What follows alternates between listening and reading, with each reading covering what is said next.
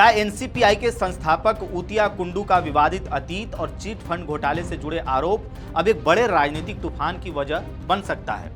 क्या टीएमसी के 20 बागी सांसदों के विलय के बाद इस पूरे मामले ने नया सियासी मोड़ ले लिया है? और क्या कृति आजाद के द्वारा लगाए गए गंभीर आरोप इस कथित राजनीतिक सौदे की परतें खोल सकते हैं? इन्हीं सवालों पर बात करेंगे। नमस्कार, द हिंदी टॉप देख रहे हैं आप और मैं हूं आपके साथ जानिसार खान।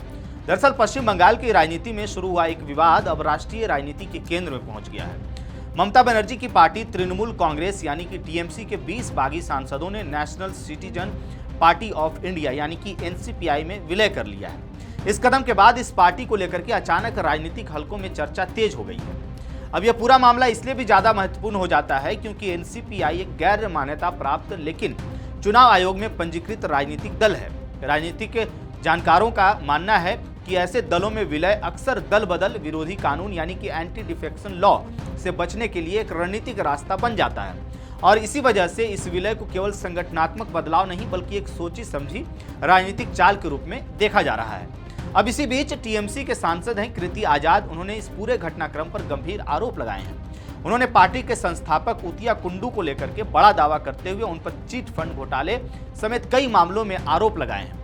कृति आजाद ने एक्स पर पोस्ट करते हुए कहा कि टीएमसी के 20 सांसदों ने एनसीपीआई में विलय किया है। यह एक गैर मान्यता प्राप्त राजनीतिक दल है और इसकी स्थापना ऊतिया कुंडू नामक व्यक्ति ने की थी।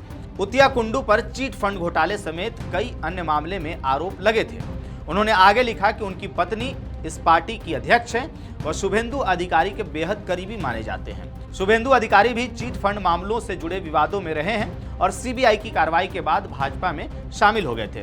कृति आजाद ने यह भी कहा कि सबसे दिलचस्प बात यह है कि एनसीपीआई के पदाधिकारियों और कार्यकारी समिति के सदस्यों को भी इस कथित सौदे की जानकारी नहीं है।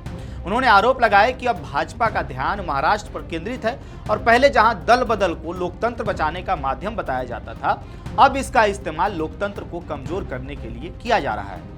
उन्होंने अपनी पोस्ट में कई तस्वीरें भी साझा की हैं जिनमें ऊतिया कुंडू की कथित रूप से शुभेंदु अधिकारी के साथ तस्वीरें और एक पब्लिक नोटिस भी शामिल हैं। आपको बता दें कि national citizen party of India यानी कि एनसीपीआई ने 2023 में त्रिपुरा विधानसभा चुनाव लड़ा था। इस चुनाव में पार्टी को महज 822 वोट मिले थे। पार्टी ने 2 सीटों पर उम्मीदवार उतारे थे और 1 सीट पर निर्दलीय को समर्थन दिया था। चुनाव आयोग के रिकॉर्ड के अनुसार पार्टी को लगभग 1.13 लाख रुपए का चंदा मिला था। इसके बाद 2024 लोकसभा चुनाव में इस पार्टी ने हिस्सा नहीं लिया और धीरे धीरे यह राजनीतिक चर्चा से बाहर होती दिखी।